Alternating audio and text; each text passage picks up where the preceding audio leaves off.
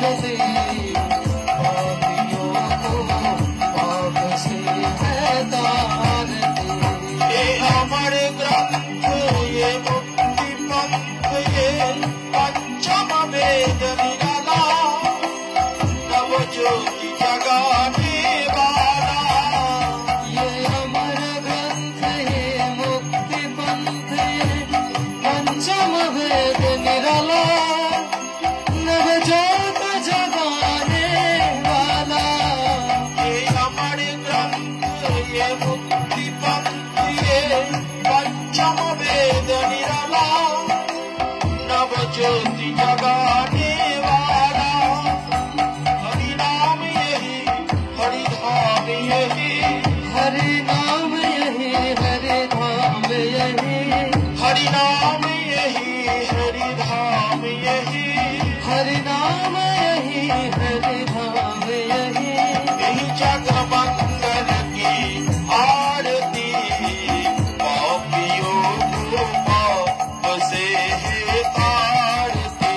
श्री भागवत भगवान की है आरती, पापियों को पाप से है तारती।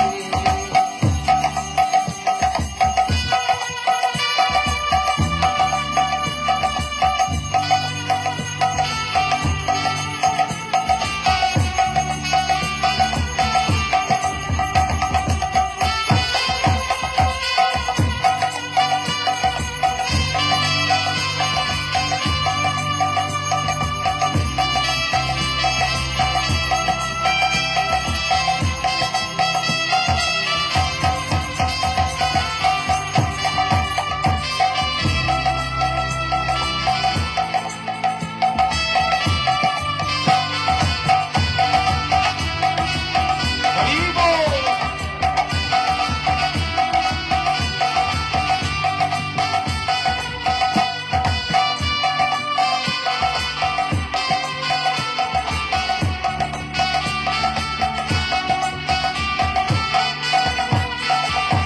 शांति गीत पावन पुनीत पापों को मिटाने वाला, हरि दर्श दिखाने वाला। ये शांति गीत पावन पुनीत पापों को मिटाने वाला, हरि दर्श दिखाने वाला। ये शांति गीत पावन पुनीत पापों को मिटाने वाला, हरि दर्श दिखाने वाला। ये सुख करनी, ये दुख हरनी, ये सुख करनी ये दुख हरनी, ये सुख करनी, ये दुख हरनी। ये सुख करनी ये दुख हरनी।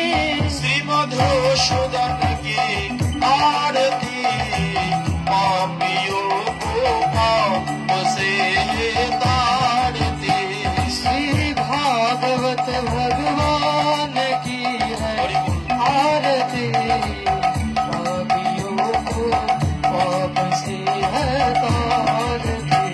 ये मधुर बोल जगवंद खोल, सन्मार्ग दिखाने वाला, बिगड़ी को बनाने वाला।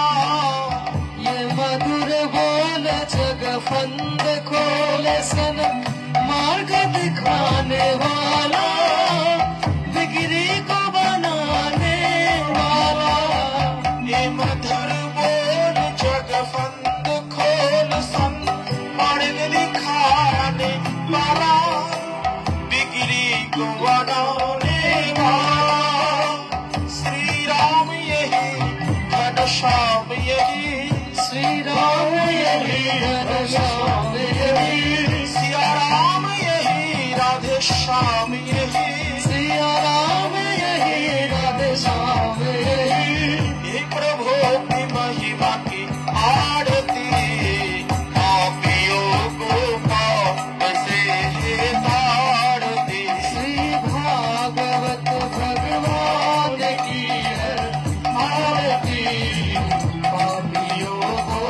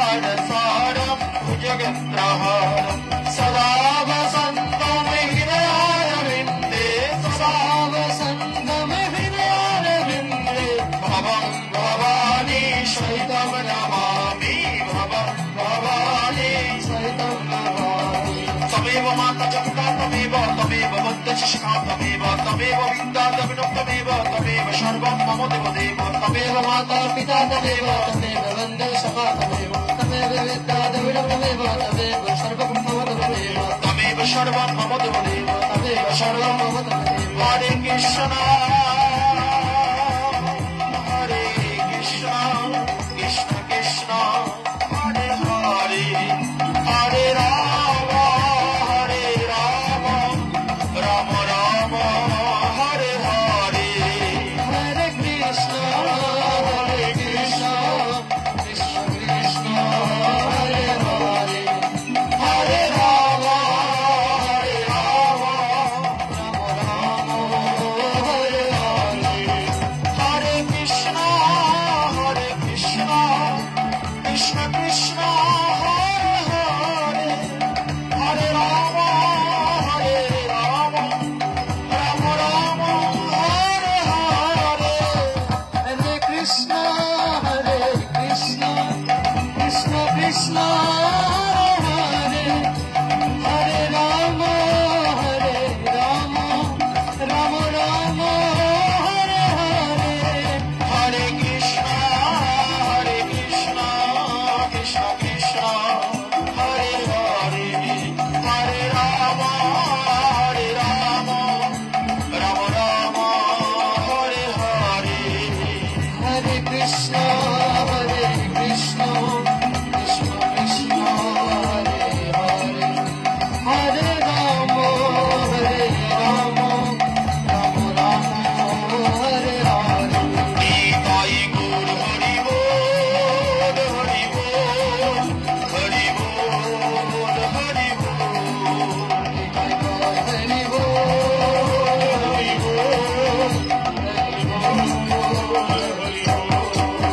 जय जय गुरुदेव गुरुदेव गुरुदेव गुरुदेव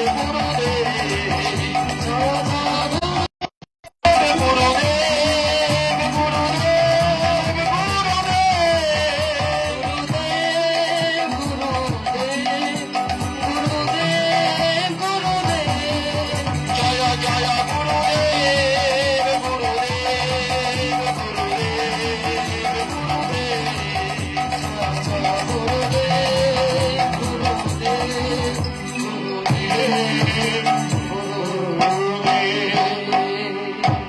बोले श्रीमद् भागवत महापुराण की जय श्री गौरांग महाप्रभु की जय जुगधर्म हरिनाम संकीर्तन की जय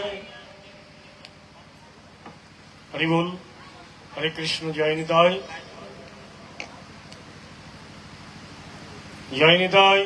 हरि बोल हरे कृष्ण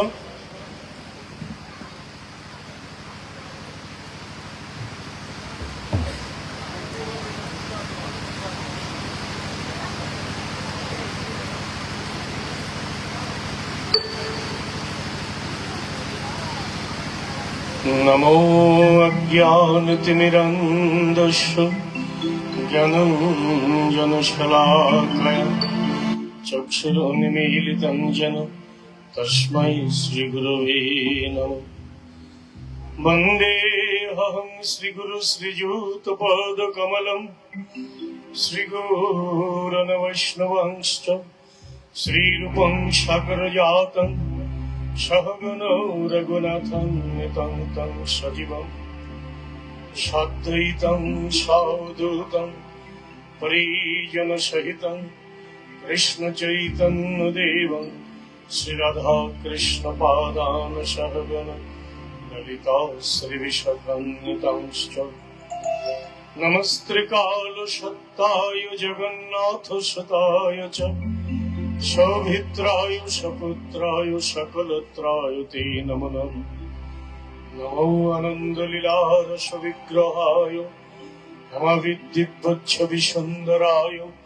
तस्मै महाप्रेमरसप्रदाय चैतन्यचन्द्राय नमो नमः नमो नित्यानन्द नमस्तेभ्यं प्रेमरसप्रदायिने कलिकलुषनाशय जन्मवात्पते नमो नमः अद्वैताय नमस्ते हस्तमनिशय महात्मने यस्य प्रसादात् चैतन्यचरणे जयते रति গদাধরং মহং বন্দে মাধবাচার্য নন্দনম মহাভাব স্বরূপম চৈতন্য ভিন্ন রূপিণম শ্রীবাস পণ্ডিতং নৌমি গৌরাঙ্গ প্রিয় পার্ষদম যস্য কৃপালবেনাপি গৌরাঙ্গ জয়তীরতি নমো ব্রহ্মণ্যদেবায় গোব্রহ্মণহিতায় চ জগদ্ধিতায় কৃষ্ণায় গোবিন্দায় নমো নমঃ নমো নলিননেত্রায় বিনোবদ্য বিনোদিনে রাধাধর সুধা পানশালিনী বনমালিনী হে কৃষ্ণ করুণা সিন্ধু দীনবন্ধু জগৎপতি গোপীশ গোপিকা কান্ত রাধা কান্ত নমস্তুতে নমো কৃষ্ণায় দেবদেবায় দেবকী নন্দনায় চ নন্দ গোপকুমারায় গোবিন্দায় নমো নমঃ নমো পঙ্কজনাভায় নমো পঙ্কজমালিনে নমো পঙ্কজনেত্রায় নমো পঙ্কজাঙ্গয়ে নমো পুণ্ডরিকাক্ষ নমো পুরুষোত্তমে নমো সর্বলোকাত্মন নমো বিঘ্ন চক্রিণে বরহাভিরাভিরাম মৃগমদতিলকং কুণ্ডলাক্রান্ত গণ্ডং কঞ্জাক্ষং কম্বকণ্ঠং স্মিত শুভগমুখ সদুরেন্নস্তবেনু সমং শান্তং ত্রিভঙ্গং রবিকরভূষণং ভূষিতং বৈজন্তা বন্দে বৃন্দাবনস্থং যুবতী শতভৃতং ব্রহ্মগোপালবেশম অনর্পিতচরিং চিরাত করুণায় অবতীর্ণ কলৌ সমর্পয়িতমন্নতজ্জলরসাংস ভক্তিশ্রিয়ম হরিপুরট সুন্দরোদ্যতি কদম্ব সন্দীপিত সদা হৃদয়ে কন্দরে স্ফুরত শচী নন্দন কালান্নষ্টং ভক্তিযুগং নিজং যো প্রাদুষ্কর্তং চৈতন্য নাম আবির্ভূতস্তস্য পদারবিন্দে গর্ভং গর্ভং লিয়তং চিত্তভৃঙ্গ তপ্ত কাঞ্চন গৌরাঙ্গী রাধে বৃন্দাবনেশ্বরী বৃষভানুসুতে দেবী প্রণমামি হরিপ্রিয় বৃন্দা वै তুলসী দেব वै প্রিয়া वै কেশবস্য চ কৃষ্ণ ভক্তি পদে দেবী সত্যবত্যৈ নমঃ শ্রীরূপ সনাতন ভট্ট রঘুনাথ শ্রীজীব গোপাল ভট্ট দাস রঘুনাথ এই ছয় গোসাইর করি চরণ বন্দন যাহা হইতে বিঘ্ন নাশ অভীষ্ট পূরণ এই ছয় গোসাই যার মই তার দাস আসবার পদরেণু মরু পঞ্চগ্রাস নম বাঞ্ছা কল্পতরুশ্চ কৃপা সিন্ধুভ্যেব চ পতিতানাং পাবনেভ্যো বৈষ্ণবেভ্যো নমো নমঃ হরের নাম হরের নামৈব কেবলম কলৌ নস্তেব নস্তেব নস্তেব গতিরন্যথা কলিযুগে ধর্ম হয় হরি সংকীর্তন এতদর্থে অবতীর্ণ শ্রী সচিনন্দন শ্রীকৃষ্ণ চৈতন্য প্রভু নিত্যানন্দ শ্রী অদ্বৈত গদাধর শ্রীবাসাদি গৌর ভক্ত বৃন্দ হরে কৃষ্ণ কৃষ্ণ কৃষ্ণ হরে হরে হরে রাম রাম রাম হরে হরে নারায়ণং নমস্কৃত্যং নরং চৈব নরোত্তমং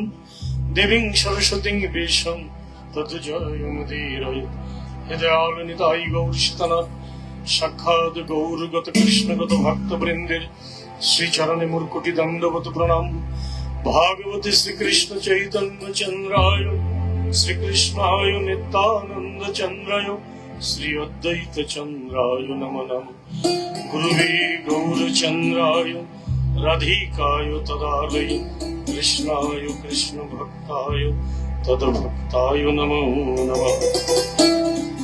বলো ভাই পরম দয়াল পতিত পাবন গুরু মহারাজ কি জয়, ভাগবত মহাপুরাণ কি জয়, হরিনাম সংকীর্তন কি জয়, ভক্তি দেবী তুলসী মহারানী কি জয়।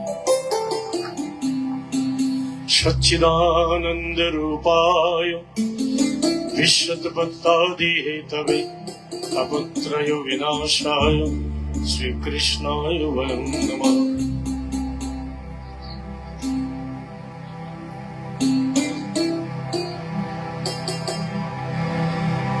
হরে কৃষ্ণ জয় নিতাই।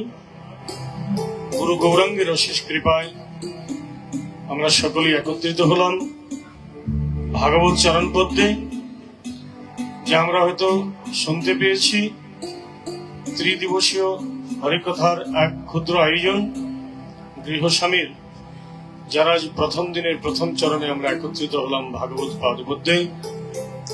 সকলের শ্রীচরণে নিবেদন থাকবে, নিবেদন রইল আমরা কেউ অন্যমনস্ক হব না। সংক্ষিপ্ত সময়ের মধ্যেই অনুষ্ঠান শেষ হবে, একাগ্রতা একনিষ্ঠতার সহিত আমরা হরিকথা আস্বাদন করব। হরিবল। শাস্ত্রকার বললেন, হরিদ্বার তীরস্থ ব্রহ্মকুণ্ড সমীপে রাজাধিরাজ মহারাজ পরীক্ষিত, যিনি পাণ্ডু কুলতিলক অভিমন্যু সুত উত্তরানন্দন, সেই রাজাধিরাজ মহারাজ পরীক্ষিত একদা ব্রহ্ম সাপে আক্রান্ত হয়ে জীবনের পরমায়ু কেবল 7 দিন জেনে মৃত্যু কালোপযোগী হরিলীলা কথামৃত শ্রবণে ব্রতী হলেন তৃষ্ণাতুর চাতক পাখির ন্যায়। এবং সেখানে বক্তা পরমহংস শিরোমণি আজন্ম বৈরাগ্য গোবিন্দ লীলারসী সুখদেব গোস্বামী চরণ সুধা সম কৃষ্ণ কথা বর্ণন করতে লাগলেন। তো আমরাও শ্রবণ পিপাসু হয়ে একত্রিত হলাম, ভাগবত কথামৃত শ্রবণ পিপাসু হয়ে।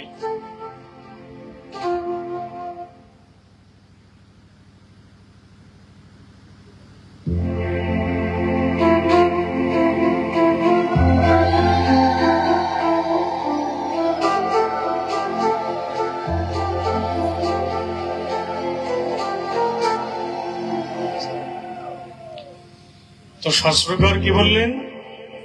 হরিদ্বার তীরস্থ ব্রহ্মকুণ্ড সমীপে রাজাধিরাজ মহারাজ পরীক্ষিত, যিনি পাণ্ডুকুলের রাজা ছিলেন, হস্তিনাপুরের রাজা ছিলেন, ভারতবর্ষের রাজা ছিলেন, সে মহারাজ পরীক্ষিত ব্রাহ্মণীর দ্বারা অভিশপ্ত হলেন এবং তিনি জানতে পারলেন যে সপ্তাহকালে তিনি বেঁচে থাকবেন, কেবলই তার পরমায়ু 7 দিন। তখনই তিনি ভগবানের শ্রীচরণে প্রার্থনা জানালেন, নিবেদন রাখলেন, হে ভগবান, হে জগদীশ্বর জগন্নাথ, হে জগন্নাথ জগদীশ্বর, তুমি তো আমায় অনেক সময় দিয়েছ, জীবনে অনেক সময় দিয়েছ, এই জীবনে আয়ুষ্কাল, কিন্তু কেবল 7 দিন বাকি আছে আমার। 7 দিনের মধ্যেই মৃত্যুদূত আমার কাছে আসবে। তখনই মহারাজ পরীক্ষিত ভগবানের শ্রীচরণে প্রার্থনা রেখে মনে মনে এই সিদ্ধান্ত নিলেন, এই সংকল্প গ্রহণ করলেন, 100 বৎসর পরমায়ু কলিযুগে মনুষ্য মাত্রে, তো মহারাজ পরীক্ষিত তো কেবল 7 দিন পেলেন। তিনি তখন এই সিদ্ধান্ত নিলেন যে 100 বৎসর তুমি দিয়েছ যে কাজ করার জন্য, অন্তত 7 দিন তো করি। 7 দিন যখন হাতে পেয়েছি তো 7 দিন করি। তিনি তখন সিদ্ধান্ত নিলেন যে মৃত্যু কালোপযোগী, মৃত্যুর করালো গ্রাস থেকে রক্ষা করতে পারে এমন কি ঔষধ আছে? তো শাস্ত্রকার বললেন, মৃত্যু কালোপযোগী একমাত্র হরিকথা। ভগবানের কথামৃত ছাড়া মৃত্যুকে কেউ সফল করতে পারে না। মৃত্যু নামক ব্যাধি থেকে মুক্ত হবার একমাত্র উপায় হচ্ছে হরিকথামৃত আস্বাদন করা। তো মহারাজ পরীক্ষিত তখন কি করলেন? সবকিছু ছেড়ে দিয়ে রাজ সিংহাসন, রাজ মুকুট, রাজ অভিমান সবকিছু একেবারে বৈরাগ্য অবলম্বন করলেন আর চলে গেলেন কোথায়? হরিদ্বার তীরস্থ ব্রহ্মকুণ্ড সমীপে। হরিদ্বার তীরস্থ ব্রহ্মকুণ্ড সমীপে চলে গেলেন, গঙ্গা তীরে চলে গেলেন। গঙ্গা তীর তিনি বেছে নিলেন, গঙ্গা তীর। কেন? শাস্ত্র বললেন যে ভজনের সর্বশ্রেষ্ঠ জায়গা হচ্ছে গঙ্গা তীর। গঙ্গার কাছে চলে যাওয়া তো ভগবানের কাছেই চলে যাওয়া। গঙ্গা প্রাপ্তি তো ভগবত প্রাপ্তি। সেই জন্য আমরাও তো আমাদের সমাজে দেখি আসন্ন মৃত্যু ব্যক্তিকে একটু গঙ্গা জল দেওয়া হয়। অন্য কিছু কেন দেওয়া হয় না? আসন্ন মৃত্যু ব্যক্তি যে মৃত্যু শয্যায় শায়িত, তাকে আমরা গঙ্গা জল দেই। বলে গঙ্গা জল, একটুকু গঙ্গা জল পান করে গঙ্গাকে সঙ্গে করে থাকলে ভগবত প্রাপ্তি হবে সহজলভ্য। গঙ্গা প্রাপ্তি তো ভগবত প্রাপ্তি। সেই জন্য মহারাজ পরীক্ষিত গঙ্গা তীরে চলে গেলেন। গঙ্গা হচ্ছে বিষ্ণু পাদোদ্ভবা। খুব মন দিয়ে শুনবেন, ভগবানের চরণ কমল জাত। গঙ্গার উৎপত্তি কোথা থেকে? শাস্ত্রকার বললেন, পূর্ণ পুরুষোত্তম নারায়ণ, পূর্ণ ব্রহ্ম সনাতন যে ভগবান, অনাদির আদি গোবিন্দ ভগবান, সে ভগবানের শ্রীচরণের ঘর্মাক্ত বিগলিত বাড়িধারাই হচ্ছে পতিত পাবনী গঙ্গা। গঙ্গা হচ্ছে বিষ্ণু পাদোদ্ভবা। তো গঙ্গা প্রাপ্তি তো ভগবত প্রাপ্তি। গঙ্গার কাছে যে চলে যাবে সে ভগবানের কাছেই চলে যাবে। তো মহারাজ পরীক্ষিত সে গঙ্গা তীর বেছে নিলেন। তার চেয়েও দেখুন আশ্চর্যের কথা, গ্রহের রাজা শনি মহারাজ, মন দিয়ে শুনবেন, গ্রহের রাজা শনি মহারাজ, যাকে আমরা খুব ভয় করি, শনি মহারাজ শনির কোপ দৃষ্টিতে যে পড়ে, শনির কোপ দৃষ্টিতে পড়ে তার মেয়াদ হচ্ছে 10 বৎসর কাল। শনি মহারাজ বললেন যে আমার কোপ দৃষ্টিতে পড়বে, শনির কোপে যে পড়বে 10 বৎসর তার সময়সীমা। এবং শনি মহারাজ বললেন যে আমার কোপে পড়বে 10 বৎসর কাল তার ঘাড়ের উপর চেপে বসে থাকবো আমি 10 বৎসর। কিন্তু সেই শনি মহারাজই পরক্ষণে আবার বললেন সেই 10 বৎসরের ফের আমি 10 দণ্ডের মধ্যে কাটিয়ে দিতে পারি। 10 বৎসরের ফের আমি 10 দণ্ডের মধ্যে কাটিয়ে দিতে পারি। কি করতে হবে? বলে গঙ্গা তীরে গিয়ে এক মনে মুরারি মোহনের ভজন করতে হবে। গঙ্গা তীরে গিয়ে গোবিন্দের ভজন করতে হবে। তাহলে 10 বৎসরের ফের আমি 10 দণ্ডের মধ্যে কাটিয়ে দেব। তাহলে গঙ্গার মহিমাটা দেখুন, গঙ্গা কতটা মহিমামণ্ডিত। সেই জন্যই শাস্ত্র বললেন যে ভজনের মনোরম জায়গা, সর্বশ্রেষ্ঠ জায়গা হচ্ছে গঙ্গা তীর। কখনো যদি কেউ আমরা সুযোগ পাই সেই সুযোগের সদ্ব্যবহার করব। ভজন গৃহে বসে ভজন করছে কেউ ভক্তরা, ভজন তো করতেই হবে। ভজন বিনা তো ভগবানের সঙ্গে সম্বন্ধ হবার। দৃঢ় সংকল্পিত হয়ে ভজন করেই কেবল ভগবত ধামে কেউ ফিরে যেতে পারে, স্থায়ী ঠিকানায় কেউ পৌঁছতে পারে। এই জীবনকে সার্থক করতে পারে, দেবেরও দুর্লভ মনুষ্যকে সার্থক করতে পারে কেবল ভজনের দ্বারাই, ভক্তির দ্বারাই, আর অন্য কোনো উপায় নয়। তো সেই ভজন যেখানে সেখানেও ভজন হবে, যত্র তত্র ভজন, যেখানে আমরা থাকি সেখানেই ভজন। কিন্তু বললেন উল্লেখনীয় গঙ্গা তীর, গঙ্গা তীরে যাবার যখন আমরা সুযোগ পাবো সেখানে হচ্ছে ভজনের সর্বশ্রেষ্ঠ জায়গা। কেউ যখন গঙ্গা তীরে গিয়ে একটুকু সময় অবস্থান করার সুযোগ পাবো সেখানে একবার শ্রীহরি ভজন করে নেব। তো গঙ্গা হচ্ছে তেমনি পতিত পাবনী।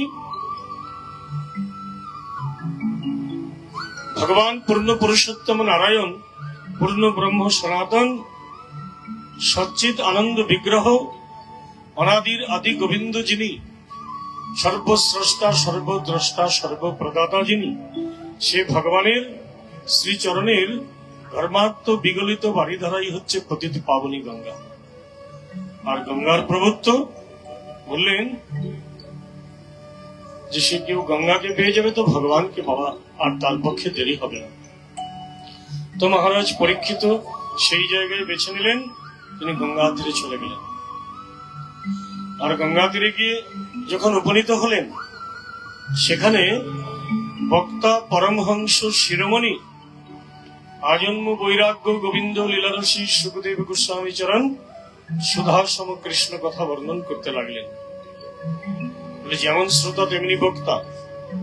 শ্রোতা হলেন তৃষ্ণাতুর চাতক পাখি, আর বক্তা হলেন পরমহংস দিগেরও পূজনীয় আজন্ম বৈরাগ্য গোবিন্দ লীলারসী। তো এখানে মহারাজ পরীক্ষিত স্পষ্ট করে গেলেন, দৃষ্টান্ত রেখে গেলেন যে হরিকথা শ্রবণ করে কেউ যদি যথার্থ ফল পেতে চায় তার, তাহলে তাকে ঠিক চাতক পাখির ন্যায় হতে হবে। তৃষ্ণাতুর চাতক পাখির ন্যায়। চাতক পাখি দেখেছেন? হা করে উপরের দিকে তাকিয়ে থাকে কখন বৃষ্টি হবে। তেমনি যিনি শ্রবণং মঙ্গলম শ্রবণ মাত্রেন মঙ্গল। নববিধ ভক্তির একটি অঙ্গ হচ্ছে শ্রবণ। সেই শ্রবণটি এমন ভক্তি ভজনের অঙ্গ যা সঙ্গে সঙ্গে ফল পাইয়ে দেয়। শ্রবণ মাত্রেন মঙ্গল, কিন্তু শ্রবণটি যথাযোগ্য হতে হবে। শ্রীমদ্ ভাগবত কথা, গোবিন্দের কথা, গোবিন্দের সেই মনোরম কথা, যাহা শ্রবণ করেই জীব অনায়াসে মোক্ষ লাভ করতে পারে। সুখদেব গোস্বামী চরণ যিনি বক্তা, সুখদেব গোস্বামী পাদ বললেন, গত হাজার হাজার বৎসর পূর্বে ভগবান যখন বিরাজমান ছিলেন, ভগবানের যারা পরিকর ছিলেন, তারা যেমন ধরুন ব্রজবাসীরা, ব্রজাঙ্গনারা যারা ব্রজে ছিলেন, ভগবানের সান্নিধ্য লাভ করেছিলেন, লীলার সহায়কারী ছিলেন, তারা ভগবানের কাছে থেকে ভগবানের সান্নিধ্য লাভ করে যে সুখটি পেয়েছিলেন, আজও আমরা সেই সুখ পেতে পারি কেবল বিধিপূর্বক হরিকথামৃত আস্বাদন করে, অন্য মনস্ক হয়ে নয়। মনটি ভাগবত পাদপদ্মে রেখে কেবলই গোবিন্দের ভাবনায় ভাবিত হয়ে তার কথামৃত কেউ আস্বাদন করবে, সেখানে বসেই তার ফল পাবে সে। সেই জন্য মহারাজ পরীক্ষিত তৃষ্ণাতুর চাতক পাখির ন্যায় 7 দিন ব্যাপী হরিকথা শ্রবণ করে জগতের দৃষ্টান্ত রেখে গেলেন যে 100 বৎসরের পথ তিনি 7 দিনে অতিক্রম করে দেখিয়ে দিলেন। যে পথ পাড়ি দিতে 100 বৎসর সময় লাগে, কলিযুগে মনুষ্য মাত্রের পরমায়ু 100 বৎসর, কিন্তু মহারাজ পরীক্ষিত 7 দিনেই সে পথ অতিক্রম করে দেখিয়ে দিলেন। সেটা ছিল তার একাগ্রতা, একনিষ্ঠতা, এক অনন্য ভাবে তিনি হরিকথামৃত আস্বাদন করেছিলেন। জগতে এক উজ্জ্বল দৃষ্টান্ত তিনি রেখে গেলেন। তো ভগবত প্রাপ্তি যা আমাদের প্রত্যেকেরই একটাই তো লক্ষ্য, কেবল মনুষ্য মাত্র নয়, প্রতিটি জীব মাত্রেরই একই লক্ষ্য, ভগবত প্রাপ্তি। যেন আমরা প্রত্যেকেই ভগবানের পাদ পদ্মে ফিরে যেতে পারি, অনায়াসে ফিরে যেতে পারি, সেই ভগবত ধামে ফিরে যেতে পারি, ভগবানের রাতুল চরণই যেন আমাদের সম্বল সম্পদ হয়। এটাই তো প্রত্যেক জীব মাত্রেরই লক্ষ্য, প্রতিটি জীব মাত্রেরই লক্ষ্য। তো সেটা যার যার একাগ্রতা, একনিষ্ঠতা, বিধিপূর্বক আস্বাদনের দ্বারাই কেউ পেতে পারে। সেই জন্য মহারাজ পরীক্ষিত তৃষ্ণাতুর চাতক পাখির ন্যায় হরিকথা শ্রবণ করেছিলেন। দেখুন কেমন তিনি শ্রোতা ছিলেন। 7 দিন পর্যন্ত তিনি যে বসে হরিকথা শুনেছিলেন, সম্মুখে সুখদেব গোস্বামী পাদ, আর তিনি সেখানে বিরাজমান ছিলেন। 7 দিনের মধ্যে কেবল সুখদেবের মুখমণ্ডলটাই তিনি দেখেছিলেন। আমরা এক জায়গায় বসে থাকলে আমাদের নজর কত দিকে চলে যায়, মন সর্বত্র ঘুরে বেড়ায়, দেহটা এক জায়গায় পড়ে থাকে, মনটি আরেক জায়গায়। কিন্তু মহারাজ পরীক্ষিত দৃষ্টান্ত রেখে গেলেন, অপলক নয়নে, চোখের পলক ফেলেননি তিনি, এক দৃষ্টে সুখ মুখ পানে তাকিয়েছিলেন তিনি। শুধু সুখদেবের মুখমণ্ডলটার দিকেই তাকিয়েছিলেন। তার একটাই লক্ষ্য, সেই মুখামৃত আস্বাদন করা, সুখদেব গোস্বামীর মুখাশ্রিত, মুখ থেকে ঝরে পড়া সেই সুদাসম কৃষ্ণ কথা। আর তিনি তাই করেছিলেন। 7 দিন ব্যাপী বাইরের কোনো সাহায্য না নিয়ে, কোনো অন্য জল গ্রহণ না করে, একাধারে একই জায়গায় বসে তিনি 7 দিন ব্যাপী হরিকথামৃত আস্বাদন করলেন। এবং তাতে কি হলো, 7 দিনের মধ্যেই তার পরমাগতি। আশ্চর্য, যে পথ অতিক্রম করতে 100 বৎসর সময় লাগে, ভগবান মনুষ্য মাত্রকে 100 বৎসর পরমায়ু দিয়েছে। যদিও অন্যান্য জীবের ভিন্ন ভিন্ন রকম আছে, মনুষ্য মাত্রকে 100 বৎসর দিয়েছে। কিন্তু ভগবত প্রাপ্তি, ভগবানকে পাওয়ার জন্য কত সময় লাগে, তেমন প্রশ্ন যদি কেউ করে যে ভগবানকে পাওয়ার জন্য কতটা সময় লাগে, তো সেখানে অনেক দৃষ্টান্ত রয়েছে শাস্ত্রে। মহারাজ পরীক্ষিত তো 7 দিন সময় পেয়েছিলেন, কিন্তু খট্টাঙ্গ মহারাজ, শ্রীমদ্ ভাগবতে খট্টাঙ্গ চরিত্র রয়েছে, যে কুলে যে বংশে ভগবান রামচন্দ্র এসেছিলেন, খট্টাঙ্গ মহারাজ। সে খট্টাঙ্গ মহারাজ, তার একটা বিশেষ নাম ছিল অপরাজেয়। তিনি কখনো যুদ্ধে পরাজয় বরণ করতেন না, সবসময় বিজয়ী হতেন। আর দেবতারা মাঝে মাঝে তাকে নিয়ে যেতেন, দেবতাদের পক্ষ অবলম্বন করে তিনি অসুরদের বিপক্ষে যুদ্ধ করতেন। এমন অনেকবার একাধিকবার দেবতাদের সহায় তিনি করেছিলেন এবং সে মহারাজ দশরথ করেছিলেন দেবতাদের এমন সহায়। তো খট্টাঙ্গ মহারাজ যখন এমন দেবতাদেরকে সহায় করেছিলেন, দেবতারা একবার সিদ্ধান্ত নিলেন যে আমরা মহারাজ খট্টাঙ্গকে ডেকে আমরা একটা উপহার দিব, তাকে বিশেষ একটা উপহার দেব, আমাদের যে সহায় করছে তিনি। তো একবার খট্টাঙ্গ মহারাজকে ডেকে নিলেন, সমস্ত দেবতারা একত্রিত হলেন আর সেখানে ডেকে নিলেন। মহারাজ খট্টাঙ্গ বললেন, হে দেবগণ, কেন আমাকে ডাকছেন, বলুন কি সেবা আপনাদের করতে পারি? তখন দেবতারা বললেন যে মহারাজ, আপনাকে আমরা একটা বর দেব, আপনি বলুন কি বর আপনি চান, আপনার ইচ্ছা মতো আপনাকে একটা বর আমরা দেব, আপনি বলুন।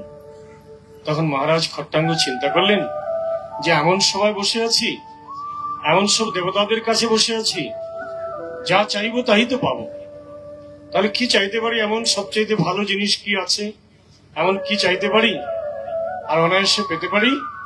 তখন খট্টাঙ্গ মহারাজ চিন্তা করে বললেন যে হে দেবগণ, আপনারা সমর্থবান, আপনারা দিতে পারেন, তবে যদি দিতে চান তাহলে আমাকে এই বর দিন, এই প্রতিশ্রুতি দিন, বলুন আমার আয়ুষ্কাল কতটুকু আছে, আমি পৃথিবীতে আর কত সময় বেঁচে থাকবো, কত কাল বেঁচে থাকবো। তিনি এটাই চাইলেন। কেন জানেন? এর অর্থ হচ্ছে যিনি সময়ের মূল্যায়ন করতে পারেন তিনি সবকিছুর মূল্যায়ন করতে পারেন। যথার্থ সময়ের মূল্যায়ন করতে হবে। আর সে মহারাজ খট্টাঙ্গ তাই বললেন যে আমার জীবনের সময় কতটুকু আছে বলুন, আয়ুষ্কাল কতটুকু আছে বলুন। তখন দেবতারা তো চিন্তায় পড়ে গেলেন, দেখেন অন্য কিছু চাইলো না, শুধু কেবল তার জীবনের সময়সীমা জানতে চাইলো। তখন দেবতারা চিত্রগুপ্তের মাধ্যমে জানতে পারলেন, জেনে তারা নির্বাক হয়ে আছেন, তারা বলছেন না। এমন জেনে গেলেন তারা, এমন কিছু পেলেন তার চরিত্রে, তার কার্যসূচিতে, তো এই দীর্ঘদিনের সময়সূচিতে তারা বলতেও চাইছেন না। তখন খট্টাঙ্গ মহারাজ বললেন যে হে দেবগণ, আপনারা বলুন, আমি তো সে এটাই চাইছি। বলে এটাই আপনার সিদ্ধান্ত? বলে এটাই চূড়ান্ত সিদ্ধান্ত, বলুন আমার জীবনের আয়ুষ্কাল কতটা আছে, আমি যদি সেই সময়ের মূল্যায়ন করতে পারি। সময়ের মূল্যায়ন মানে ভগবান যে কাজের জন্য আমাদেরকে পৃথিবীতে পাঠিয়েছে, সমস্ত জীব কুলের মধ্যে শ্রেষ্ঠ ভাবে তৈরি করে, শ্রেষ্ঠ আসন দিয়ে, শ্রেষ্ঠ ব্যবস্থা করে আমাদেরকে রেখেছেন। যে মনুষ্য দেহ দেবতাদেরও দুর্লভ, দেবতাদের কাছেও যাহা দুর্লভ আমাদের কাছে তো সুলভ হয়ে গেছে। সেই দেবেরও দুর্লভ দেহ, মনুষ্য দেহকে সার্থক করা, বাস্তবায়িত করা।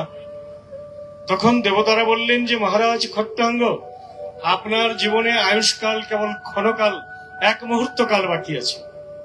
আশ্চর্যের বিষয়, সকলেই আশ্চর্য হয়ে গেলেন, বলে এমনটা চাইলেন আর কি পাইলেন? দেবতারা ঘোষণা করলেন যে আপনার জীবনের আয়ুষ্কাল কেবল এক মুহূর্ত বাকি আছে। এক মুহূর্ত যখন তিনি শুনলেন, বলে আর বিলম্ব করা যাবে না, এখানেই তিনি দেহ মন প্রাণ শ্রী গোবিন্দের পাদ পদ্মে দিয়ে দিলেন। সমস্ত ইন্দ্রিয়গুলোকে একত্রিত করে, যেমন বিভিন্ন রকমের বনফুলে মালা গেঁথে আমরা ভগবানকে পরিয়ে দেই, বিভিন্ন বনফুল এনে ভগবানের পাদ পদ্মে অর্পণ করি, তেমনি আমাদের সমস্ত রিপুগুলোকে, ইন্দ্রিয়গুলোকে, যারা আমাদেরকে বিষম সাগরের মধ্যে ফেলে। শাস্ত্রকার বললেন এই শরীর হচ্ছে অবিদ্যার একটা জাল। প্রসাদ সেবনকালে আপনারা মন্ত্র পাঠ করেন না, শরীর অবিদ্যা জাল জড় ইন্দ্রিয় তাহে কাল। প্রকৃতই এই শরীরটা হচ্ছে, আমরা যদিও আমার আমিত্বের বন্ধনে থেকে আমার করে থাকি, কিন্তু শাস্ত্রকার বললেন, শাস্ত্রকার তার অন্য কেউ নয়, সাক্ষাৎ ভগবান। আমাদের সমস্ত শাস্ত্রের প্রণয়নকারী কেবল ভগবান। নিখিল শাস্ত্রের রচনাকার কৃষ্ণ দ্বৈপায়ন বেদব্যাস। এখানে কারো কোনো কলম খাটবে না, কারো কোনো যুক্তি খাটবে না। তো বললেন এই শরীর অবিদ্যার এক জাল, আর সেই ইন্দ্রিয়গুলো হচ্ছে তার কাল, সদাই বিষম সাগরের মধ্যে ঠেলে দেয়। তার মধ্যে জিহ্বা অতি লোভময় সুদূরমতি, তার মধ্যে আবার এই জিহ্বা ইন্দ্রিয়টা সবচেয়ে লোভী। অন্য ইন্দ্রিয়কে জয় করতে পারলেও জিহ্বা ইন্দ্রিয়কে জয় করা বড় কঠিন হয়ে যায়। কিন্তু ভগবান তো বিধান দিয়ে দিলেন, ভগবান বিধান দিলেন, কৃষ্ণ বড় দয়াময়, করিবারে জিহ্বা জয়, সব প্রসাদ অন্ন দিল ভাই। সে প্রসাদ অন্ন পাও, রাধা কৃষ্ণ গুণ গাও, প্রেমে ডাকো চৈতন্য নিতাই।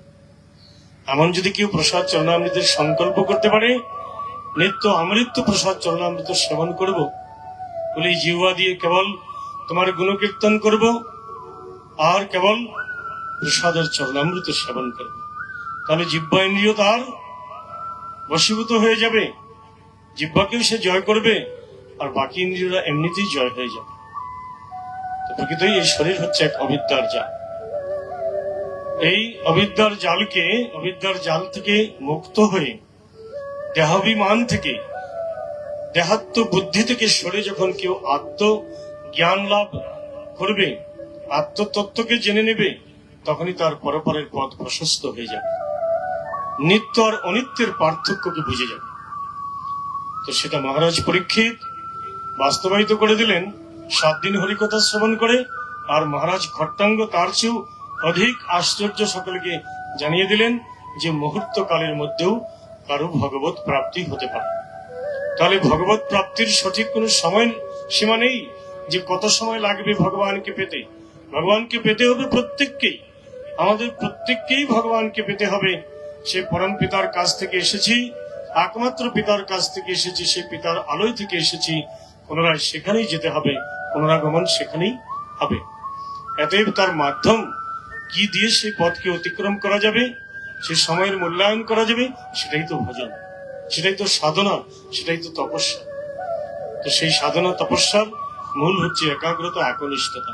তাই শাস্ত্রকার বললেন একনিষ্ঠতা, একাগ্রতা, একাগ্রতা একনিষ্ঠতার কিছু সময় যথেষ্ট ভগবত প্রাপ্তির জন্য। ভগবত প্রাপ্তির জন্য একাগ্রতা একনিষ্ঠতার কিছু সময় যথেষ্ট, বেশি সময়ের প্রয়োজন নেই। দেখবেন আপনারা মায়েরা, বেশি অভিজ্ঞতা মায়েদের আছে, সারাদিন লাগিয়ে পুজোর আয়োজন করছেন, লক্ষ্মী পুজো, সরস্বতী পুজো, যে কোনো পুজো, সকাল থেকে সে 2 দিন থেকে আপনারা আয়োজন করছেন, কিন্তু পূজা করতে কত সময়? ব্রাহ্মণ এসেছে আর পূজা করে চলে গেছে। বলে আসল পূজাটা কতক্ষণের? আসল পূজাটা কোথায়? যতক্ষণ সবকিছু সাজিয়ে দিয়ে, সব রকমের নৈবেদ্য সাজিয়ে দিয়ে, আসল নৈবেদ্য আত্মনিবেদন। সবচেয়ে বড় নৈবেদ্য কি? আত্মনিবেদন। বাজারের ফল ফুল যথেষ্ট নয়, বাজারের ফল ফুল সাজিয়ে দেওয়ার পরও নিজেকে দিয়ে দিতে হবে। আত্মনিবেদন সবচেয়ে বড় নৈবেদ্য। যতক্ষণ আপনি আত্মনিবেদন করবেন ততক্ষণই আপনার শরণাগতি। মনটা যখন লেগে যাবে সেখানে, মনটা যখন ভগবত পাদপদ্মে বসে যাবে, তখনই তো পরমাগতি, সদ্গতি, কারো শুভগতি হয়ে যাবে। সেটার বেশি সময় লাগবে না। সেই জায়গায় পৌঁছতে, সেই জায়গা তৈরি করতে যথেষ্ট সময় লাগতে পারে। তার জন্য চাই সাধুসঙ্গ, শাস্ত্র অনুশীলন, শাস্ত্র বিধিকে মেনে চলা, নিত্য প্রসাদ চরণামৃত সেবন করা, সদাচার ব্রত অনুশীলন করা। মনে রাখতে হবে শাস্ত্রের কথাই সত্য, সত্যময় পরম সত্য। ভগবত প্রাপ্তির জন্য প্রাথমিকতা হচ্ছে সদাচার। শাস্ত্র বললেন সদাচার ব্যতীত কাহারও কোনো কার্য সিদ্ধ নহে। যত দরখাস্তই দেই না কেন, কোনো দরখাস্তেরই মঞ্জুরি হবে না যতক্ষণ না কেউ সদাচার ব্রত আচরণ করবে। সদাচার মানে সাধুগণের কৃত আচরণকেই বলে সদাচার। মহাজনগতস্য পন্থা, পথ একটি আমাদের সকলের। মহাজন যে পথে চলেছে, আমাদের মহাজন করা, মহাজন হচ্ছে স্বয়ং ভগবান, যাদেরকে অনুমোদন করে, শাস্ত্র প্রণয়নের অনুমোদন করেছেন, কৃপা করেছেন, লুপ্ত তীর্থকে উদ্ধার করার কৃপাটি করেছেন, দায়িত্ব দিয়েছেন সেই গোস্বামীগণ। আমাদের পথ প্রদর্শক তারাই, তাদের আনুগত্যে আমাদের ভজন। যারা তাদের আনুগত্যে থাকবে, তাদের পদাঙ্ক অনুসরণ করে চলবে, তারাই সঠিক ঠিকানায় পৌঁছবে সঠিক সময়। তো সেই জন্য চাই একাগ্রতা, একনিষ্ঠতা। আমরা হরিকথা শোনার সুযোগ আজ খুব পাই। আজ হরিকথা এমন প্রচার প্রসার হচ্ছে সমগ্র বিশ্বে, ভারতবর্ষে নয় কেবল, সমগ্র বিশ্বে আজ হরিকথার এক প্লাবন এসে গেছে, বন্যা এসে গেছে। যত্র তত্র হরিকথা শোনা যায়, টিভি অন করলেই দেখা যায়, মোবাইলে দেখা যায়, হরিকথা বাচক অনেক। এতটাই কৃপা আমাদের উপর ভগবানের যে ভগবান অনেক অনেক ভক্তদেরকে প্রেরণ করেছে হরিকথা হরিগুণানুকীর্তন করার জন্য। কেবল একাগ্রতার সহিত আমাদের আস্বাদন করতে হবে। তো আস্বাদন করাটি বিধিপূর্বক হতে হবে। বিধিপূর্বক সবকিছুর মধ্যে একটা কথা মাথায় রাখতে হবে যে বিধিপূর্বক শ্রবণ করি, কীর্তন করি, যা কিছু করি সেটা বিধিপূর্বক হতে হবে, শাস্ত্র সম্মত হতে হবে।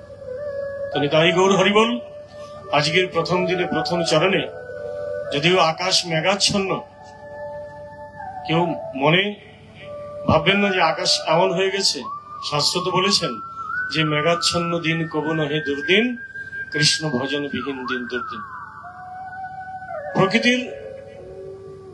প্রকৃতি যেমন রাখবে আমাদের তেমন থাকতে হবে। ত্রিগুণময় পৃথিবী, তিনটি গুণের দ্বারা পরিচালিত পৃথিবী, সত্য রজতম, সেখানে সে যেমন আমাদেরকে রাখবে আমাদের তেমনই থাকতে হবে। প্রচন্ড গরম দিলেও আমাদের আপত্তি থাকবে, বৃষ্টি দিলেও আমাদের আপত্তি থাকবে, আপত্তির শেষ নেই। তার মধ্যেই থাকতে হবে, সময়ের মূল্যায়ন করতে হবে, সঠিক সময়ে সব কাজ করে যেতে হবে, বিধিপূর্বক শাস্ত্রসম্মত এক আদর্শ গৃহস্থের জীবনযাত্রায় আমাদের চলতে হবে। তবে তো গৃহস্থ ধর্ম শ্রেষ্ঠ, সেই শ্রেষ্ঠতার ফল আমরা পেতে পারি। আমরা ভগবানের দাস, একথা সকলেই জানি। জীবের স্বরূপ হয় জীব নিত্য কৃষ্ণ দাস। কিন্তু দাস তো মুখে বললে হবে না, দাসত্বের প্রমাণ রাখতে হবে। প্রত্যেককে দাসত্বের যোগ্য প্রমাণ হাতে নিয়ে রাখতে হবে।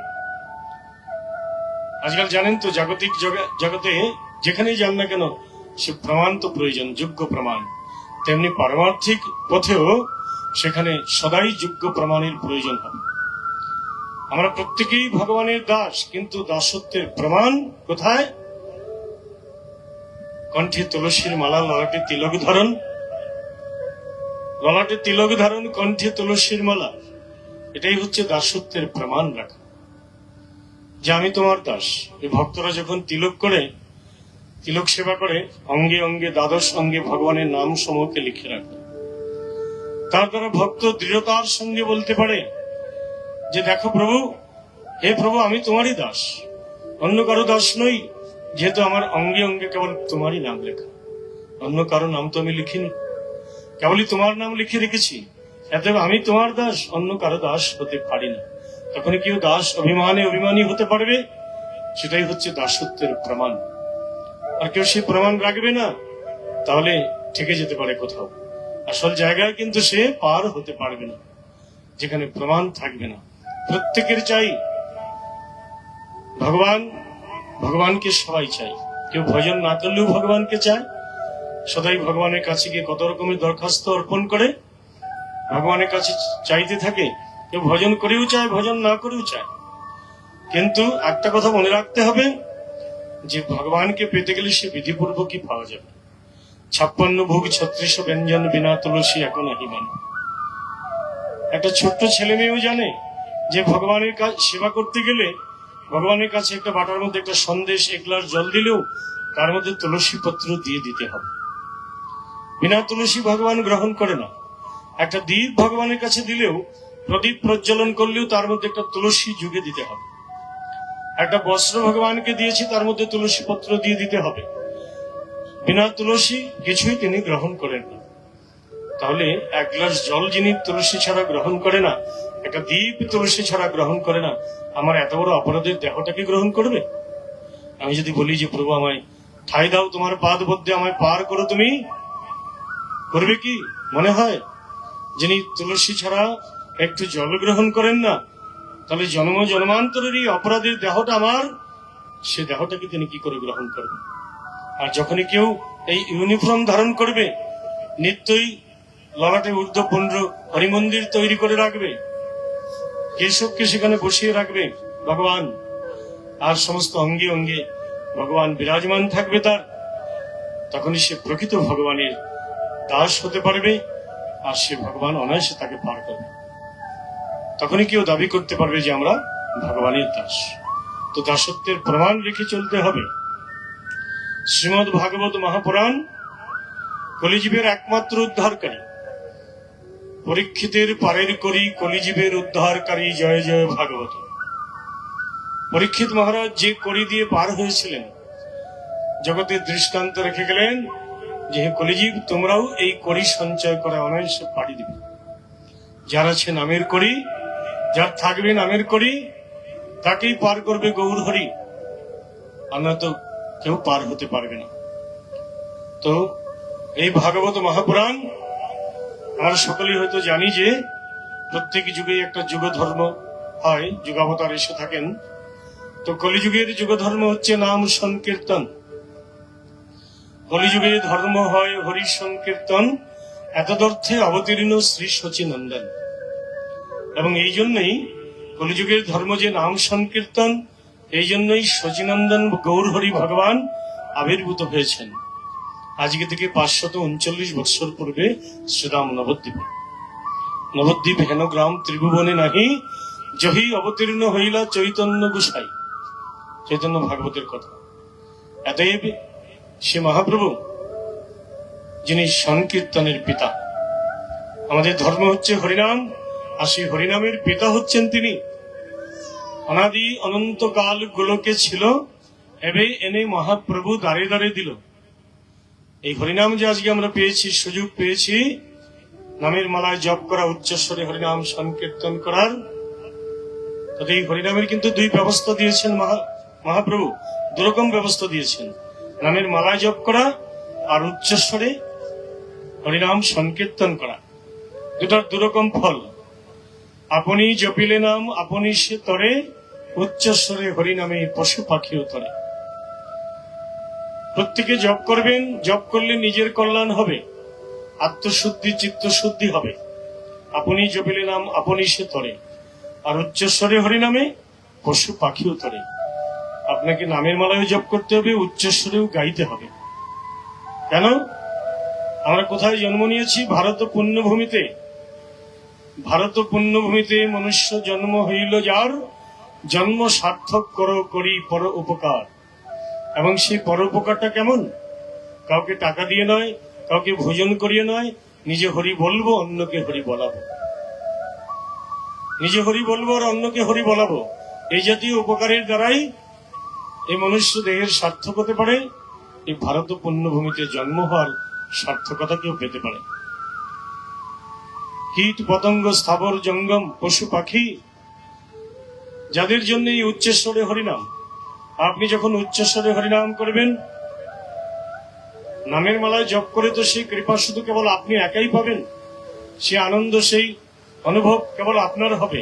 কিন্তু যখন আপনি বাহু তুলে উচ্চস্বরে হরিনাম করবেন, তখন এই নামের ধ্বনি যতদূর পর্যন্ত প্রসারিত হবে, সকলেরই কল্যাণ হবে। কীট পতঙ্গ স্থাবর জঙ্গম পশু পাখি।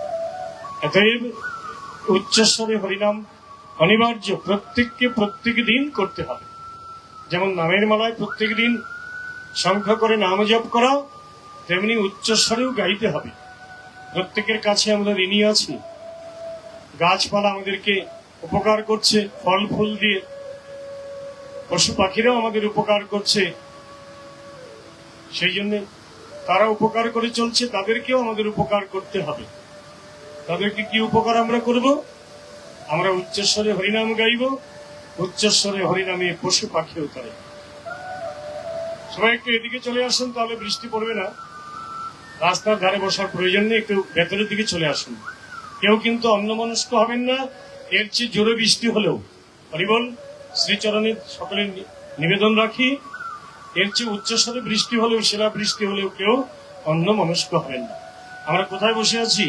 ভাগবত চরণ পদ্মে, হরি কথামৃতের মধ্যে। সেখানে আমাদের কোনো ভয় নেই, কোনো দুর্যোগ নেই। কেবলই ভগবানের স্মরণে থেকে আমরা ভগবানের কথামৃত আস্বাদন করি। তো হরিনাম কলিযুগের যুগ ধর্ম। হরিনামটা কোথায় পেয়েছি আমরা? কোথায় পেতে পারি আমরা? মহাপ্রভুর আনা হরিনাম আমরা কোথায় পেয়েছি? ভাগবত মহাপুরাণের কাছ থেকে পেয়েছি। বৈকুণ্ঠেরও কল্পতরু ভাগবত শাস্ত্র, ইহার উত্তম ফল হরিনাম মাত্র। ভাগবত হচ্ছে বৈকুণ্ঠের কল্পতরু, নিগম কল্পতরু। সেই কল্পতরুর সুমিষ্ট সুপক্ষ ফল হচ্ছে হরিনাম। এত বৃক্ষ যদি না বেঁচে থাকে, তাহলে বৃক্ষের ফল আপনি কোথায় পাবেন?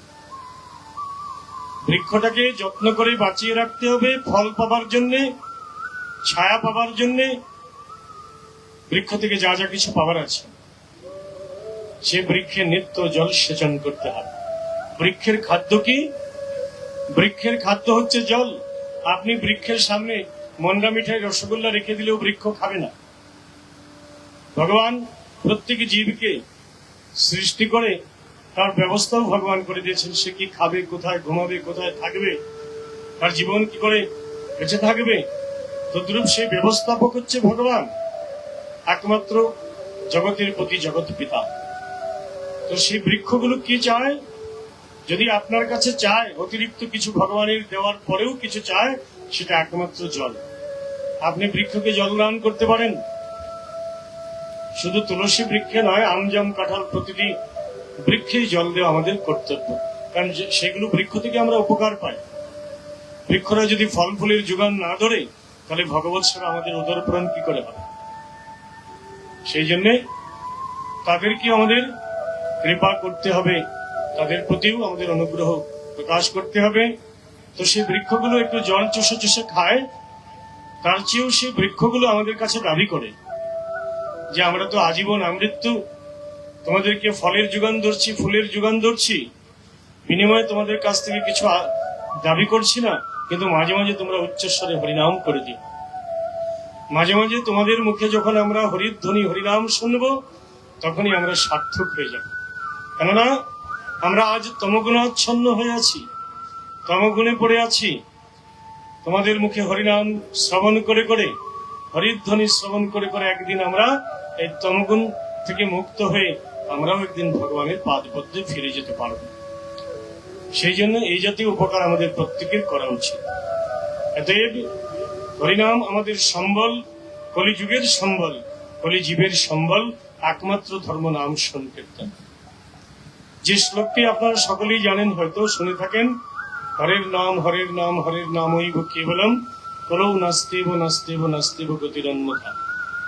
কলিজীবের নিস্তার নেই, নিস্তার নেই, নিস্তার নেই, অন্যথা কোনো গতি নেই। এই শ্লোকটি বৃহৎ নারদীয় পুরাণের শ্লোক। পুরাণটির নাম হচ্ছে বৃহৎ নারদীয় পুরাণ, এবং এই পুরাণটি ত্রেতা যুগে আবিষ্কার হয়েছে। আমরা তো আজকে এসেছি কলিযুগে কলিজীব হয়ে, কিন্তু ভগবান ত্রেতা যুগে আমাদের ওষুধ তৈরি করে রেখেছেন। আমরা যে ভববেদিতে আক্রান্ত, হরিনাম মহা ঔষধি ছাড়া আমাদের এই রোগ সারবে না। আমরা যে জন্ম জন্মান্তরের বেদিতে আক্রান্ত হয়ে আছি, যেটাকে বলে ভববেদী ভবরোগ, তার একমাত্র ঔষধ হচ্ছে হরিনাম, যেটা মহাপ্রভু কলিযুগ পাবন অবতার তিনি এসেই সকলকে ঘোষণা করে দিয়েছেন যে হে কলিজীব, আর কত নিদ্রা তোমরা যাও মায়া পিশাচির কোলে, জাগো জীবী জাগো, আর কত নিদ্রা যাও মায়া পিশাচির কোলে, এনেছি হরিনাম মহা ঔষধি তোমাদের তরে, যাচিয়া মাগিয়া লও আমার কাছ থেকে। মহাপ্রভু সেই গোলক বৃন্দাবন থেকে ব্রহ্মাদি দেবগণেরও দুর্লভ হরিনাম এনে অযাচিত ভাবে বিতরণ করেছেন। তো সেই হরিনাম আমরা কোথায় পাবো?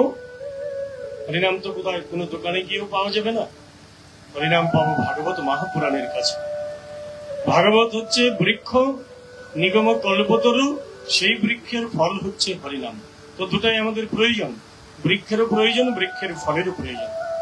বরঞ্চ বৃক্ষটার বেশি প্রয়োজন, বৃক্ষ বেঁচে থাকলেই ফল পাবো। আর সেই জন্য মহাজন বললেন নিত্যম ভাগবত সেবয়া, প্রত্যেক দিন ভাগবত কথামৃত আস্বাদন করাই হবে ভাগবত বৃক্ষে জল সেচন করা। বলে ভাগবতের মধ্যে জল ঢেলে দেব, তেমন কথা নয়। ভাগবত বৃক্ষে জল সেচন করা মানে নিত্য হরিকথা আস্বাদন করা, নিত্যম ভাগবত সেবয়া। তো প্রত্যেক দিনের কর্মসূচিতে প্রত্যেককে থাকতে হবে, রাখতে হবে হরিনাম হরিকথামৃত আস্বাদন করে। একটু হলেও সেটা থেকে যেন আমরা বিরত না থাকি কোনোদিন, এমন দিন যেন আমাদের কোনোদিন না যায়। শ্রী গুরুপাদ পদ্মে ভগবানের শ্রীচরণে এই নিবেদন থাকবে আমাদের প্রত্যেকেরই, যে একদিনও যেন মেঘাচ্ছন্নতায় আসুক আর কৃষ্ণপক্ষ অমাবস্যায় থাকুক না কেন, তোমার কথামৃত যেন প্রত্যেক দিন আস্বাদন করতে পারি, নিত্য আস্বাদন করতে পারি, তোমার কোন কীর্তন যেন নিত্যই করতে পারি, সেটাই হচ্ছে আমাদের লক্ষ্য। তাই সেই ভাগবত মহাপুরাণ, দেখুন ভাগবত মহাপুরাণ যা হচ্ছে শ্রী গোবিন্দের অভিন্ন কলেবর। ভাগবত শুধু একটা গ্রন্থই নয় যে অনেকের গৃহে আলমারিতে শোপিস হয়ে পড়ে আছে, লাল শালু কাপড় দিয়ে বেঁধে রেখে দিয়েছেন, কিন্তু তা অনুশীলন করছে না, তাকে দেখতে পাচ্ছে না। সে ভাগবত মহাপুরাণ কি মহিমা মণ্ডিত, শ্রী গোবিন্দের অভিন্ন কলেবর। ভাগবত পূজিতে হয় কৃষ্ণের পূজন। ভাগবত কলিজীবের কত বড় সম্পত্তি, ভাগবত কলিজীবের কত বড় সম্পত্তি দেখুন। কলিযুগ পাবনাবতার শ্রী চৈতন্য মহাপ্রভু, যিনি আজ থেকে 539 বৎসর পূর্বে এসেছিলেন এই ধরাধামে। ভগবান কখন আসেন? যখন ধর্মের পরে গ্লানি হয়, অধর্মের প্রবলতা বেড়ে চলে, তখনই ভগবান নিজেকে নতুন রূপে প্রকাশ করে পৃথিবীতে এসে থাকেন। যদা যদা হি ধর্মস্য গ্লানির ভবতি ভারত অভ্যুত্থানম অধর্মস্য তদাত্মানম সৃজেম্যহম। শ্রীমদ্ ভাগবত গীতার 4th অধ্যায়ের 7ম শ্লোকটি এবং 8ম শ্লোকটিতে বলেছেন, পরিত্রাণায় সাধনাং বিনাশায় দুষ্কৃতম ধর্ম সংস্থাপনার্থায় সম্ভবামি যুগে যুগে। তো তেমনি পৃথিবীর এমন দুরবস্থা হয়েছিল আজকে থেকে 539 বৎসর পূর্বে। তাই মহাপ্রভু এসেছেন। মহাপ্রভু আসেননি, আমাদেরকে সৌভাগ্যবান সৌভাগ্যবতী করে দিয়েছেন, কলিজীবকে সার্টিফিকেট পাইয়ে দিয়েছেন। ধন্য কলিযুগ যাতে চৈতন্যের অবতার, কৃষ্ণ নাম প্রেম দিয়া পৃথিবী কইরা উদ্ধার। সত্যযুগ, ত্রেতাযুগ, দাপর যুগ যে সার্টিফিকেট পায়নি, কলিযুগকে পেয়ে গেছে সার্টিফিকেট। কেন? এমন ভগবান এসেছেন। এমন ভগবান রাধা ভাবে ভাবী হয়ে 2 অঙ্গে হয়েছে একাঙ্গ, ভেতরের সামরূপ বাহিরে গৌরাঙ্গ। যিনি রসরাজ কৃষ্ণচন্দ্র, মহাভাব স্বরূপিণী রাধা ঠাকুরানীর মিলিত তনু, ঐক্য মূর্তি, যা কোনো যুগে কোনো কালে ভগবান এমন রূপে তিনি আসেননি। কেবলই কলিজীবকে ধন্য করতে, কলিযুগকে ধন্য করতে তিনি এমন ভাবে এসেছেন। রাধা কৃষ্ণের মিলিত তনু হয়ে সর্বাধিক গুণ সম্পন্ন হলেন মহাপ্রভু। শাস্ত্র, নিখিল শাস্ত্র কৃষ্ণকেই একমাত্র ভগবান বলে বর্ণনা করেছেন। কৃষ্ণস্তু স্বয়ং ভগবান। সর্বাধিক গুণ সম্পন্ন হলেন কৃষ্ণ, তা বর্ণনা করলেন শাস্ত্র। ঈশ্বর তত্ত্বের বর্ণনা করলেন। শিবের অনন্ত গুণ 56 প্রধান, বিষ্ণুর অনন্ত গুণ 60 প্রধান, কৃষ্ণের অনন্ত গুণ 64 প্রধান। কিন্তু সর্বাধিক গুণ সম্পন্ন তো কৃষ্ণ এখানে। কিন্তু যদি আমরা মহাপ্রভুর গুণ দেখতে চাই, তিনি কত গুণে গুণান্বিত, বিশেষত সেটাই তিনি কখনো নিজেকে ভগবান বলেননি। সর্বশ্রেষ্ঠ ভগবান হয়েও তিনি কখনো নিজেকে ভগবান বলেননি। ভক্ত ভাব অঙ্গীকার করে তিনি লীলা করেছেন। কেউ যদি তার সেই রূপ দেখিয়েও ফেলেছেন, তাকে প্রতিশ্রুতি করিয়েছেন, দিব্য দিয়েছেন, এই রূপের কথা যেন কাউকে বলে না। তেমন ভগবান হচ্ছে গৌরহরি। সেই ভগবান ঐক্যমূর্তিতে তিনি এসেছেন বলে সেই মহাপ্রভুর গুণ কত।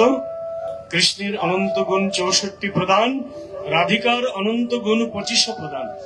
তা মিলিয়ে যত গুণ হবে তত মুখ্য গুণের অধিকারী গৌর সুন্দর। এর চেয়ে বড় আর দৃষ্টান্ত কি থাকতে পারে যে সর্বাধিক গুণ সম্পন্ন হলেন শ্রী চৈতন্য মহাপ্রভু, কলিযুগ পাবনাবতার, যিনি সমস্ত অবতারের সার অবতার, যিনি সর্বশ্রেষ্ঠ ভগবান।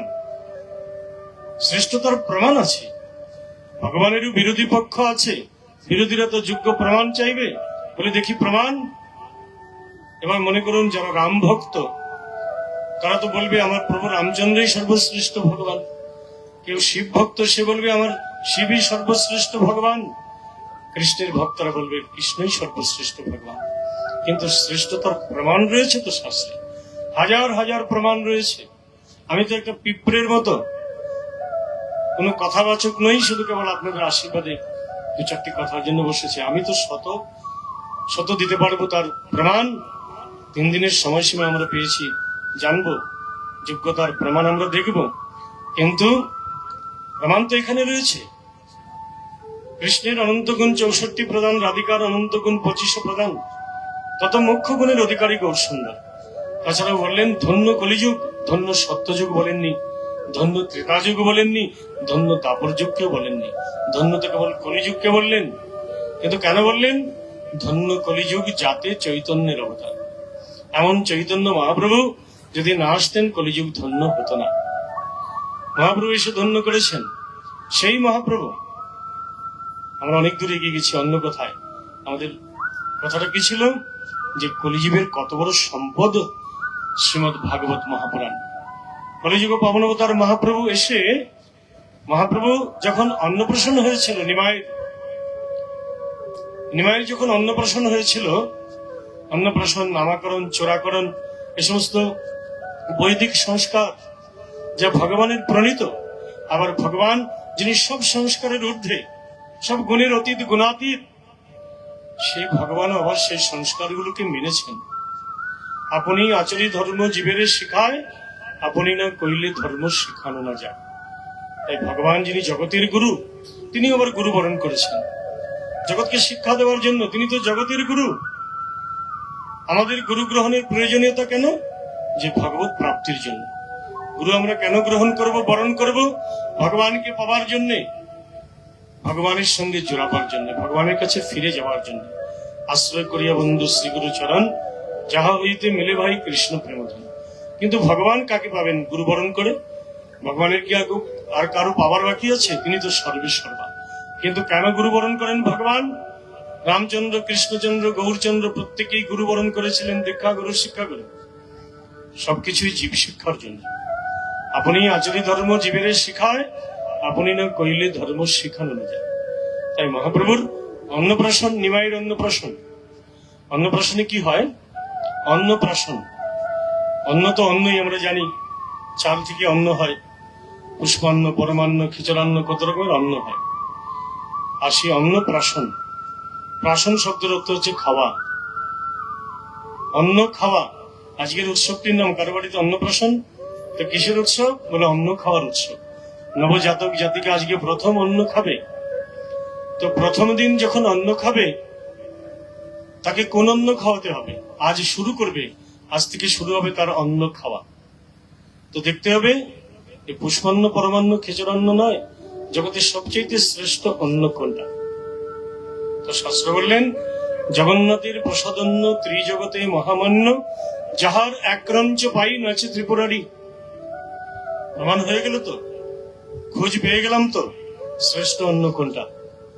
জগন্নাথের প্রসাদন্ন ত্রিজগতে মহামান্য, যাহার একরঞ্চ পাই নাচে ত্রিপুরারি। দেবাদিদেব মহাদেবের নিত্য উদ্দণ্ড নিত্য, যার একরঞ্চ কণিকা মাত্র পেয়ে, আর যার নাম শ্রবণে তার গায়ে বসন থাকে না, যারও নামানন্দে শিব বসন না জানি, সে ভগবান। তো মহাপ্রভুর অন্নপ্রাশনকালে বিষ্ণু নৈবেদ্য দেওয়া হলো নিমাইকে। পুজো পাঠ করে, যাগযজ্ঞ করে, দান ধ্যান করে বিষ্ণু নৈবেদ্য এনে দেওয়া হলো। এবার অন্নপ্রাশন মানে প্রসাদ তো দিয়ে দিলেন, থালার মধ্যে সবকিছু সাজিয়ে নবজাতকের কাছে এনে ধরলেন। অন্নপ্রাশনের সময় আমরা দেখি না, সেগুলো বৈদিক সংস্কার, এই জগতের কারো তৈরি করা নয়। শিশু বা যে নবজাতক জাতিকা যাই হোক, তাদের মুখে অন্ন প্রসাদ দিয়ে, মহাপ্রসাদ দিয়ে, তারপর সেখানে একটা থালার মধ্যে সবকিছু রেখে থালাটা ধরা হয়, বলে ধরো কোনটা ধরো। তেমনি নিমাইয়ের কাছেও রেখেছিলেন। নদিয়া নাগরীরা বেষ্টিত হয়ে দাঁড়িয়েছিলেন, উলুধ্বনি, হরিধ্বনি, শঙ্খধ্বনি চলছিল সেখানে। নবজাতক তাদের গৌরগুণমণিকে প্রসাদ পাইয়ে দিয়ে এবার থালাটা এনে ধরলেন। নিমাই থালাটা ধরবেন, তাকে বলছেন বাবা ধরো ধরো, কোনটা ধরবে? সকলেই কীর্তন আনন্দের মধ্যে রয়ে গেলেন। কখন যে কোল থেকে নেমে গেল দেখতেও পারলেন না। কোল থেকে নেমে হামাগুড়ি দিয়ে দিয়ে ঠাকুর ঘরের দরজাটা খোলা ছিল, হামাগুড়ি দিয়ে দিয়ে ঠাকুর ঘরে গিয়ে সেই ভাগবতটাকে আলিঙ্গন দিয়ে বসলেন। শ্রীমদ ভাগবত সেখানে রাখা ছিল, ভাগবতকে আলিঙ্গন দিলেন, ভাগবতকে জড়িয়ে ধরলেন। এই থালার থেকে কিছু ধরলেন না। মহাপ্রভু জগৎকে শিক্ষা দিয়ে দিলেন তার সেই বাল্য লীলাতেই, যে হে কলিজীব, আঁকড়ে ধরতে হবে ভাগবতকে, জড়িয়ে ধরতে হবে ভাগবতকে, আত্মসমর্পণ করতে হবে ভাগবত পাদ পদ্মে। পরপারের করি তোমার একমাত্র শ্রীমদ ভাগবত, তোমাকে পার করবে একদিন এই ভাগবত মহাপুরাণ। পরীক্ষিতের পারের করি কলিজীবের উদ্ধারকারী, জয় জয় ভাগবত। তো দেখুন ভাগবত আমাদের কাছে কতটা মহত্বপূর্ণ, ভাগবত কথা শ্রবণ করা কতটা অনিবার্য, এবং সেটা মাঝে মাঝে নয় যে গুরুদেব আসলেই শ্রবণ করব, কোথাও প্রোগ্রাম হবে শ্রবণ করব, দামোদর মাসে শ্রবণ করি আমি, সেটা নয়, নিত্য, প্রতিদিন নিত্যম ভাগবত সেবয়া। এবং সেটা কি জানেন, নিত্য শাস্ত্র অনুশীলন করা, নিত্য সন্ধ্যা বন্দনা করা, গুরু প্রদত্ত মন্ত্র আদি জপ করা, সেটা হচ্ছে আত্মার খাদ্যের যোগান ধরা। এই শরীরকে বাঁচিয়ে রাখতে যেমন আমরা শরীরের খাদ্যের যোগান ধরি, ভজন দিয়ে শরীরটা ঠিক থাকবে না। কেউ কঠিন ভজন করছে, তাহলেও তার শরীরটা বেঁচে থাকবে না, সুস্থ থাকবে না। শরীরের জন্য খাদ্যের যোগান ধরতে হবে। খাদ্যের যোগান ধরে শরীরকে সুস্থ রাখা যাবে। আর আত্মাকে সুস্থ রাখতে গেলে, আত্মজ্ঞান লাভ করতে গেলে ভজন করতে হবে। ভজনের দ্বারা আত্মা সুস্থ থাকবে, খাদ্যের দ্বারা দেহ সুস্থ থাকবে, দুটোরই প্রয়োজন। এই জন্য মহাজন বললেন যে প্রত্যেক দিনের কর্মসূচিতে প্রত্যেক দিন তোমাকে দেহের খাদ্যেরও যোগান ধরতে হবে, আত্মার খাদ্যেরও যোগান ধরতে হবে। তো দেহের খাদ্য হচ্ছে চাল ডাল শাকসবজি ইত্যাদি, আর আত্মার খাদ্য হচ্ছে জ্ঞান। মনে রাখবেন, আত্মার খাদ্য কিন্তু জ্ঞান। এই জগতে অনেক লোক আছে ভালো মন্দ খাবে, যেটা প্রয়োজন নেই সেগুলো গ্রহণ করে, মাদক দ্রব্য সেবন করে। তার বন্ধু, তার হিতকারী কেউ যদি বলে যে তুমি এটা কেন গ্রহণ করছো, সে বলে আমার আত্মায় চাই তাই খাই। নিজে খেয়ে বলে আত্মায় চাই তাই খাই। বলে আত্মাকে তুমি কতটা চিনেছ? তুমি দেখেছো আত্মাকে খেতে? দুই বন্ধু, একজন আমিষ একজন নিরামিষ খাচ্ছে, একজন শাকাহারী ভোজন করছে, একজন আমিষ আহার করছে। তো শাকাহারী ভোজন যে করবে তার তো এমনিতেই সবকিছু ভালো হবে। শাকাহারী ভোজন শরীরের জন্য খুব ভালো। আর যদি সেটা শুদ্ধ শাকাহারী হয়, ভগবানকে নিবেদন করে কেউ গ্রহণ করবে, তখন শুধু শরীরের কল্যাণ নয়, আত্মার কল্যাণও নিশ্চিত হবে। তো সেই বন্ধু বন্ধুকে বলছে, বলে দেখো তুমি আমিষ আহার ছেড়ে দাও, আমিষ আহার ছেড়ে দাও, শুদ্ধ শাকাহারী ভোজন করো। সে বলছে আমার আত্মায় চাই তাই খাই। বলে আত্মাকে তুমি দেখেছো খেতে? আর তুমি দোহাই দিচ্ছ আত্মার? আত্মা নিরামিষও খায় না, আত্মা আমিষও খায় না। আত্মা শুধু খাবে জ্ঞান। এবং কোন জ্ঞান? অন্য কোনো নয়। জ্ঞান অনেক রকমের আছে, কেবল শাস্ত্র জ্ঞান, গীতা জ্ঞান, ভগবত সম্বন্ধীয় জ্ঞান, যে জ্ঞানের দ্বারা জন্ম জন্মান্তরের অজ্ঞানতা অন্ধকারতা দূরীভূত হয়ে কেবল সেই আলোর সন্ধান মিলে, যে আলো কেবল ভগবানের পাদপদ্মের দর্শন করা, ভগবত পাদপদ্মের সেবা করায়, সান্নিধ্য করায়, সেই আলো, সেই জ্ঞানের প্রয়োজন। অন্য কোনো জ্ঞানের প্রয়োজন নেই। আমাদের কোন জ্ঞানের প্রয়োজন? কেবল গীতা জ্ঞানের প্রয়োজন। গীতা এমন বিজ্ঞান, পৃথিবীর সবচেয়ে বড় বিজ্ঞান। গীতা সাধারণ শাস্ত্র নয়। কেউ অপরাধ নেবেন না, অপ্রিয় হলেও সত্য কথা।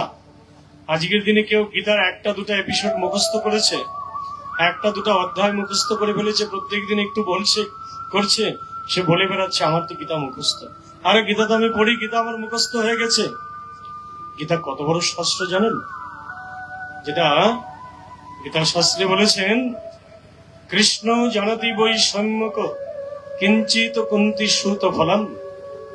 বলে এই শাস্ত্রকে কৃষ্ণই একমাত্র ভালোভাবে জানে, আর কুন্তি সুত অর্জুন কেবল কিঞ্চিত জানতে পেরেছে। যাকে কেন্দ্র করে গীতা, যার জন্য গীতা তৈরি হলো, অর্জুনের সংশয় দূরীভূত করার জন্য ভগবানকে 18 দিন ব্যাপী কুরুক্ষেত্রের রণাঙ্গনে অর্জুনের সারথীর কাজে নিযুক্ত হয়ে সেই জ্ঞান তাকে দিতে হলো, যা আজকে আমরা শ্রীমদ ভাগবত গীতা রূপে পেয়েছি।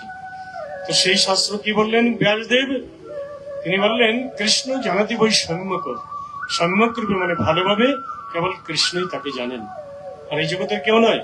আর কিঞ্চিত জানেন কে? অর্জুন। বাহ, অর্জুন কিঞ্চিত জানতে পেরেছে, আর আমি অনেক জেনে গেছি। অপ্রিয় হতে পারে, কেউ অপরাধ নেবেন না, সত্য কথা। অর্জুন যদি কিঞ্চিত জানতে পেরেছে, যার কাছে